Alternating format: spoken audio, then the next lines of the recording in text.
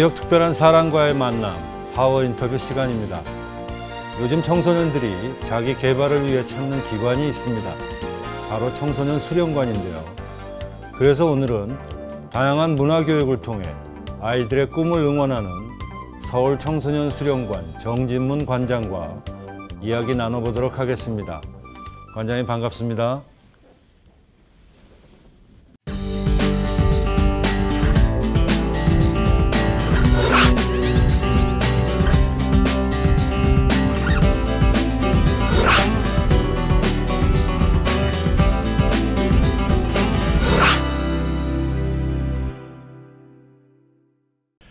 관장님 우선 이렇게 출연해 주셔서 감사하다는 말씀을 전해드리면서요.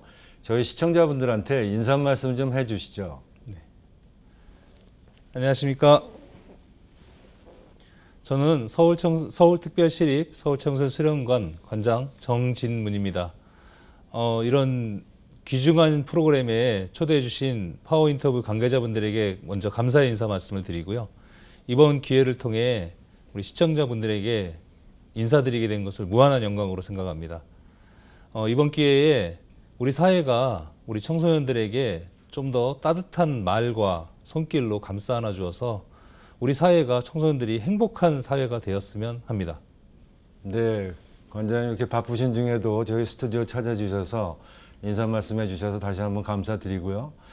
저도 서울시립 청소년 수련관을 안 지가 꽤 오래됐는데 이번 질문을 준비하면서 처음으로 알은 것 같아요. 우리나라 최초의 청소년 수련관이다.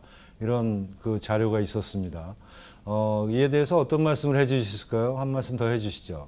네, 저희 서울청소년수련관은 대한민국 최초로 생긴 청소년 수련관입니다. 좀 배경을 먼저 말씀드리면 1960년대 우리나라는 근대화 산업화로 아주 박차를 가해서 발전하던 시기였습니다. 그 당시에 그 청소년들이 지방에 있던 청소년들이 일자리를 찾아서 서울로 무작정 상경하는 경우도 많았고 그로 인해서 사회적 문제로 청소년 문제가 많이 발생을 했습니다. 그래서 국가에서는 이런 청소년 문제를 해결하기 위해서 좀 더 관심을 갖게 되고 국가적인 차원에서 청소년 보호대책위원회를 설립해서 좀 더 그런 문제들을 해결하고자 노력을 했습니다. 그 위원회에서는 그런 해결 방안 중에 하나로 청소년 회관을 건립하게 되는데요. 저희 지금 한국청소년 육성회 전신인 육성회에서는 그 회원들의 회비와 모금 활동을 통해서 현재 서울 중구 수표동 27번지에 있는 현 위치에 청소년 회관을 건립하게 됩니다. 그래서 1970년 11월 11일 우리나라 최초의 수련관으로 개관을 하게 되었습니다. 네, 그러셨군요. 관장님 말씀 들어보니까 지금 있는 수표동 그 자리에 뭐 내년이면 50년이 된다는 그런 역사를 자랑하고 있는 것 같습니다. 그리고 또 뭐죠? 이 청소년 수련관을 그 한국 청소년 육성회에서 위탁 운영하시는 걸로 알고 있는데 청소년 육성회는 어떤 기관인지 간략히 좀 소개해 주시죠. 네, 청소년 육성회는 그 1964년에 만들어진 좀 전에 말씀드린 청소년 보호대책위원회가 전신입니다. 네, 그 위원회 활동의 일환으로 청소년 회관을 건립할 때 주축인 활동을 했었고요. 현재는 대한민국 그 전국을 기반으로 활동하는 청소년 단체입니다.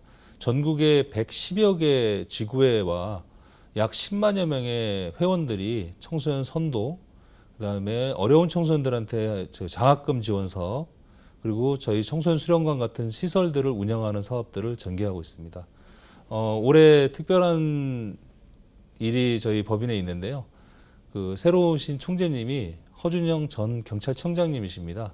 네. 그래서 아마 청소년에 대한 관심이나 육성에 대한 관심이 상당히 지대하십니다. 그래서 또 한 번 좀 새롭게 발전할 수 있는 계기가 될 것 같습니다. 네, 잘 알겠습니다. 관장님 아무래도 뭐 청소년 수련관을 또 이렇게 맡아서 운영을 하고 계시니까 청소년 수련관에서는 굉장히 다양한 프로그램을 운영하고 계신 걸로 알고 있어요. 이 시간에 빌어서 좀 소개를 해 주시죠. 네, 저희 수련관에 약 한 130여 개 정도 프로그램이 진행되고 있는데요. 아, 130개나 있습니까? 예. 프로그램이? 굉장히 많군요. 일단 뭐 좀 구분을 해서 좀 말씀을 좀 드리면 네네. 저희가 이제 성인들 주로 대상으로 하고 있는 평생교육 프로그램을 운영을 하고 있습니다. 평생교육 프로그램 같은 경우에는 실용문화교실로 해서 그 요가 교실 2개 반이 운영되고 있고요. 네네. 또 음악교실로 해서 뭐 기타, 색소폰을 배우는 그 교실이 6개 반 운영되고 있고요. 그리고 댄스 분야 교실이 3개 반 정도 운영이 되고 있습니다. 뭐 다른 수련관에 비해서 그렇게 많지는 않습니다. 하지만 이제 저희 수련관 주변 여건이 거주지가 아닌 지역입니다. 주로 상가 지역이다 보니까 그렇죠. 주로 네네. 이용하시는 분들은 주변에 있는 직장인들이 많이 이용을 하고 있습니다. 그 외에도 청소년 관련 프로그램들이 나머지 한 100여 개 정도가 운영이 되고 있는데요.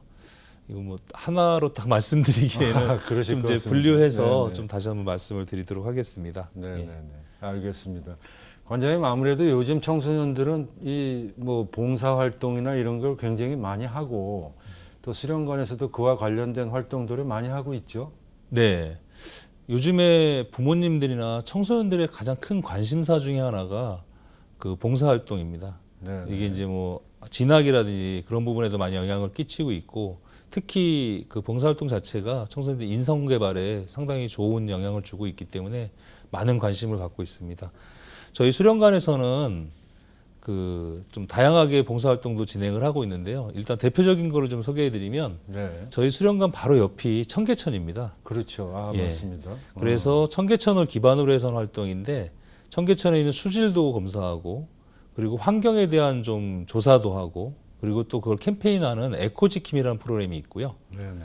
그리고 장애 청소년들 대상으로 하는 프로그램들이 또 저희 많은데, 그 장애 청소년들이 활동을 하는 것들을 옆에서 도와주는 그 아띠 420이라는 게 있습니다. 네. 예, 이 아띠 420은 이게 아이들이 그 420이라는 뜻이 4월 20일이라는 뜻입니다. 이 날이 장애인의 날입니다. 그렇군요. 예, 그걸 좀 따서 아띠 420이라는 프로그램이 있고요. 또 어려운 청소년들이 어떤 문화활동이나 이런 활동을 할 때 그 같이 아이들이 어떤 활동을 잘할 수 있도록 옆에서 보조하는, 지원하는 그 본론 스토리북이라는 프로그램이 대표적으로 있습니다. 그렇군요. 네. 네네. 관장님 말씀 들어보니까 이렇게 시청자분들 중에서도 봉사활동에 관심이 많으신 분들은 한 번쯤 수련관과 같이 해보시는 건 어떨까 하는 그런 생각도 들었습니다. 수련관에서는 또 관장님 대안학교 동그라미도 운영하고 계시잖아요. 네. 어떤 학교인지 한번 좀 소개를 해주시죠. 네. 요즘 사회적으로 이슈가 되고 있는 것들 중에 하나가 학교 밖 청소년에 대한 지도와 교육에 대한 부분입니다. 틀림없이 사회가 그 친구들에게 많은 관심과 어떤 교육의 기회들을 제공해야 되지만, 저희는 학교 밖 청소년, 학교에 있는 청소년들이 학교 밖 청소년이 되기 전에 좀 더 학교 내에 있을 때 좀 더 많은 관심과 교육 기회를 줘야 된다고 생각을 합니다. 네네. 그래서 저희 수련관 내에 동그라미 학교를 개설을 해서 운영을 하고 있습니다. 이 동그라미 학교는 원래 다니던 학교를 떠나기 전에 학교에 부정했던 청소년들이 네네. 학교를 떠나기 전에 좀 더 중간 단계로 해서 좀 더 학교랑 다른 시스템으로 적응할 수 있도록 그 운영을 하고 있는데요. 저희는 이제 일반 학교처럼 일반 교과도 운영을 하고 특성화 교과를 운영을 합니다. 그래서 이 모든 과정들을 다 이수를 하게 되면 학교의 일반 교육 과정을 이수한 것처럼 인정을 받아서 상급 과정으로 그렇군요. 또 진학을 할 수 있도록 되어 있습니다. 그러니까 이 학교에서 교육을 받고 나면 졸업이 되는 거네요. 일반 네. 학교 졸업하듯이. 네. 그렇군요. 이 입학을 하려면 어떻게 해야 됩니까, 관장님? 저희 이제 입학을 하게 되면 보통 이제 3월 달에는 학생들이 학교의 적응 기간입니다. 네네. 이제 그래서 일반 학교 이제 다니는 학교에서 한 달 동안은 그래도 좀 기존의 어떤 학교 과정에 적응할 수 있는지 여부를 좀 더 아이들이 노력을 해보고, 뭐 좀 적응을 못하겠다 그러면 그 3월 동안에 저희 말고도 이제 여러 형태의 대안학교들이 있는데요. 그런 여러 학교들을 탐색을 하게 됩니다. 그래서 자기하고 가장 적합한 대안학교를 찾아오게 되는데, 저희는 이제 그 특성화 교과가 제과제빵하고 요리 쪽입니다. 그래서 요즘 그 아주 인기들이 네. 많은 학과네요. 네. 그래서 제과제빵이나 요리에 관심 있는 친구들이 이제 저희 쪽으로 와서 네. 상담을 하게 되는데요. 그래서 3월 한 달 동안은 학생들하고 부모님들에게 입학 상담을 주로 하게 됩니다. 그리고 입학 상담 후에 저희 동그라미 학교에 대한 소개, 교육 과정, 내용이라든지 어떤 것들이 또 규칙이라든지 이런 것들을 안내해주고 그걸 잘 수행하겠다라고 하면 이제 그때 그 상담했던 학생들이 일주일 동안 적응 교육을 받습니다. 그래서 도저히 일주일 동안 적응 교육을 했는데 난 도저히 학교가 안 맞는 것 같습니다. 그럼 다시 돌아가거나 또 다른 대안학교를 찾게 되고요. 일주일 동안 적응 교육을 잘 이수하게 된 친구들은 이제 정확히 이제 입학을 해서 다시 교육을 받게 됩니다. 네, 그렇군요. 알겠습니다. 관장님 방과후 아카데미도 운영하시죠? 네. 어떻게 이용을 하면 되나요? 이 방과후 아카데미는? 저희 방과후 아카데미는 그 여성가족부에서 지원을 받아서 운영을 하고 있습니다. 아, 그렇군요. 네. 여성가족. 근데 이제 주로 돌봄의 기능이 높습니다. 그리고 저희는 좀 특이하게 그 방과후 아카데미가 장애전담 청소년 방과후 아카데미입니다. 예. 장애인을 전담하는 네, 그 그래서 방과후 아카데미군요. 그 발달 장애 청소년들이 네네. 그 중학생 과정에 있는 청소년들 중에 발달 장애 청소년들이 와서 그 교육을 받도록 되어 있습니다. 그래서 그렇군요. 학교 후 방과 후에 좀 방치되거나 소외될 수 있는 청소년들이 그 장애 청소년들이 저희 방과후 아카데미에 와서 교육을 받고 어떤 사회 적응할 수 있는 교육을 받게 됩니다. 그렇군요. 그러니까 장애인 중에 중학생 정도의 네. 학생들이 네. 방과 후에 돌봄을 주로 받는 그런 네. 시스템이군요. 프로그램. 알겠습니다. 관장님, 이렇게 제가 오래전부터 개인적으로도 좀 알고 지냈습니다만 관장님이 이 청소년에 관련된 봉사활동 뭐 여러 가지 업무들을 하신 지가 오래되신 걸로 제가 알고 있습니다. 네. 기억에 남으시는 청소년들 많으시죠? 네. 이 시간을 빌어서 뭐 한두 기억을 좀 네. 되짚어 본다면 어떤 기억들이 남으셨을까요? 일단 제가 처음 현장에 와서 만났던 청소년들이 기억납니다. 그러시군요. 그때는 뭐 어떤 전문성이라기보다는 아이들이 좋아서 현장에 이제 들어와서 열정만 있던 시기였던 것 같아요. 그리고 또 그 당시에 학생들이 어떤 학교에서 이런 활동을 하는 것들에 대해서 적극적인 권장을 한다기보다는 학교 수업에 왜 이런 활동을 해? 왜 다른 행동들을 해? 라고 해서 되게 터부시되던 시기였습니다. 네. 그럼에도 불구하고 그런 동아리 활동이라든지 그런 활동에 목말라 있던 친구들이 현재보다는 더 적극적으로 활동했던 것 같아요. 그래서 그 중에 있던 친구들이 기억나는데 뭐 나중에 이제 고등학교를 졸업해서 아예 진로를 바꾼 친구들도 있습니다. 그렇군요. 그래서 뭐 사회복지 쪽으로 아예 진로를 바꿔서 네. 사회복지 현장에서 활동하는 친구들도 있고요. 그리고 또 저랑 같이 현재 저희 수련관에서 근무하는 직원 중에도 저랑 같이 그 친구를 제가 고등학교 2학년 때 봤는데 그렇습니까? 그 친구가 졸업을 해서 사회복지를 전공하고 네네. 저랑 같은 현장에서 이제 같은 일을 하게 되는 같은 거죠. 근무를 하는 그런 네. 친구가 있군요. 그러니까 뭐랄까 처음에 만날 때는 지도자와 학생 네. 아니면 선생님과 학생의 관계로 만났는데 일단 시간이 흐르고 그 친구들이 어떤 저의 모습을 보거나 아니면 저랑 같이 했던 활동들의 추억으로 해서 이쪽 일을 해보고 싶다라고 해서 같은 현장에서 일을 한다는 게 대단히 큰 자부심이 있습니다. 그러실 것 같습니다. 네.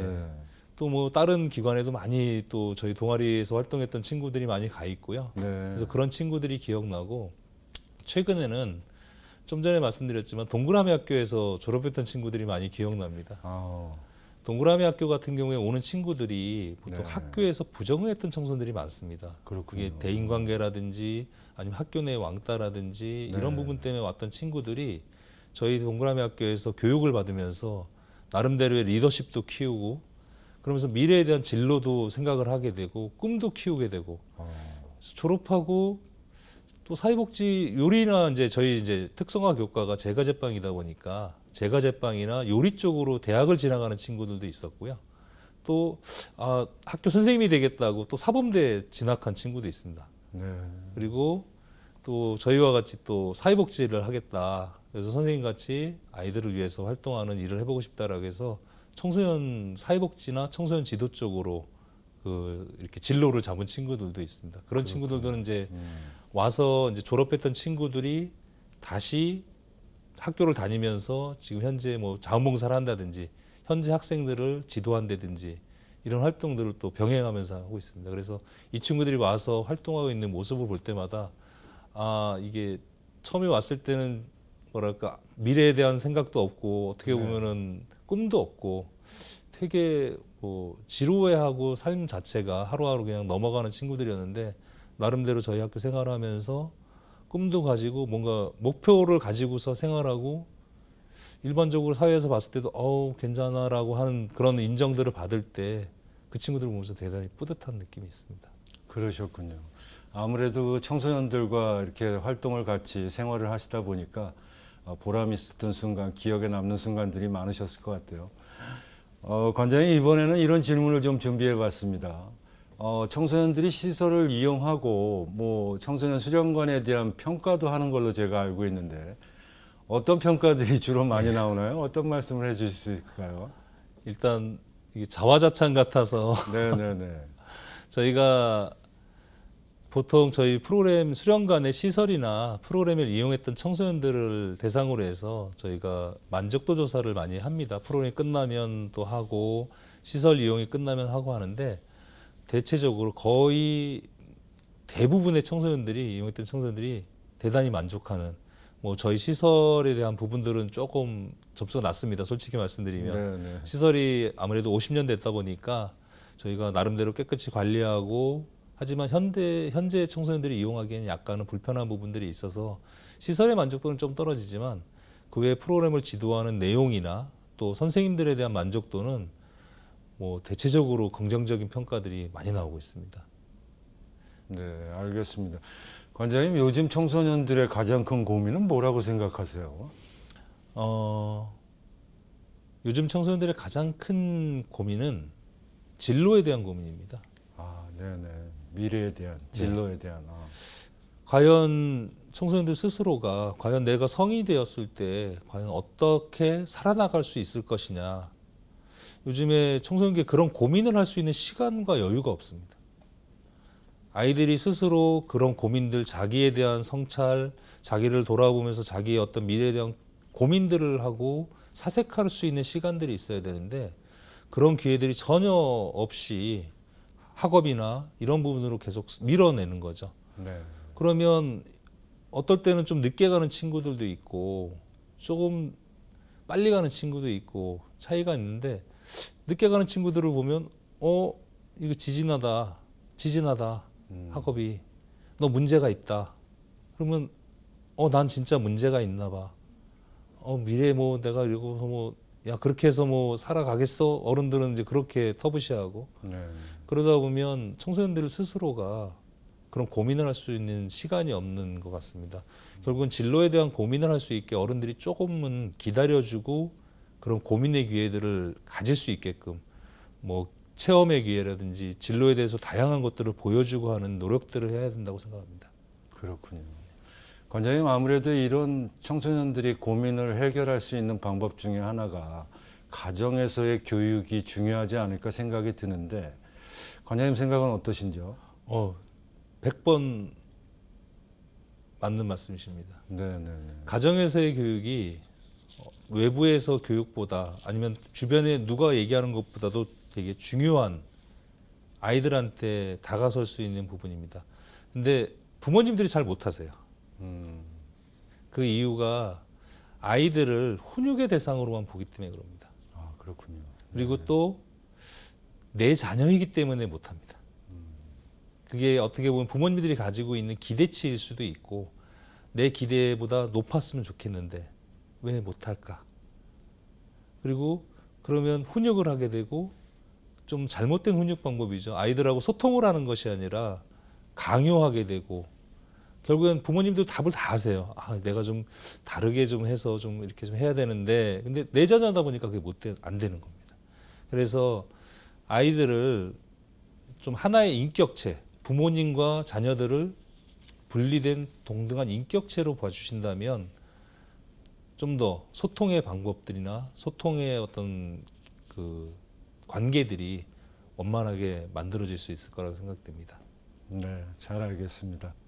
관장님 이렇게 여러 가지 말씀 듣다 보니까 모두의 질문을 드렸어도 될 것 같은데 우리 서울시립청소년수련관의 운영 방향에 대해서도 궁금합니다. 한 말씀 좀 더 해주시죠. 저희 청소년 수련관 운영하면서 운영 방안은 여러 가지 여건들이 여러 가지 것들이 있겠지만 본연의 역할에 충실하려고 합니다. 뭐 운영 여건이라든지 재정, 인력, 운영에 영향을 미치는 것들이 많이 있는데요. 이런 것들로 인해서 수련관 운영에 영향을 받지 않으려고 합니다. 그래서 청소년 수련관이 청소년의 건전한 성장 발달을 위해서 노력하는 본연의 목적을 달성하기 위한 것을 운영 방향으로 삼고 있습니다.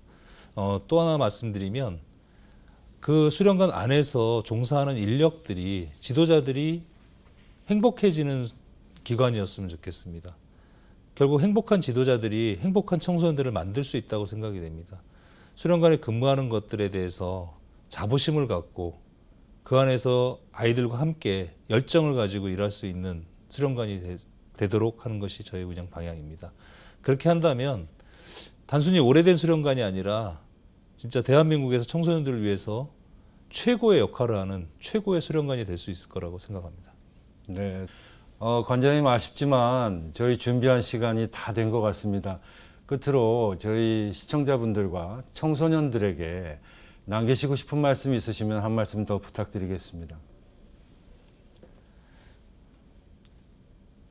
청소년 여러분, 여러분들은 무한한 잠재력을 가지고 있습니다. 현재의 어려움, 시련, 역경을 묵묵히 헤쳐나가고 여러분들이 과업을 수행한다면 미래 우리 사회를 이끌어나갈 진정한 참어른이 될 수 있다고 생각됩니다. 여러분들이 힘들어할 때 여러분 주변에는 항상 여러분들을 응원하는 사람들이 있습니다. 부모님, 친구, 학교 선생님, 그리고 저와 같은 청소년 지도자들이 여러분들의 곁에서 여러분들을 항상 응원합니다. 여러분들의 꿈을 언제나 항상 열심히 응원하겠습니다. 감사합니다. 네, 관장님 이렇게 바쁘신 중에도 저희 방송에 출연해 주셔서 다시 한번 감사드리겠습니다. 감사합니다. 감사합니다. 모든 성취의 출발점은 꿈을 꾸는 것에서 시작된다라는 말이 있습니다. 청소년들이 자신의 꿈을 통해 성취감을 느껴보길 바라면서 저는 여기서 인사드리겠습니다. 시청해 주셔서 감사합니다.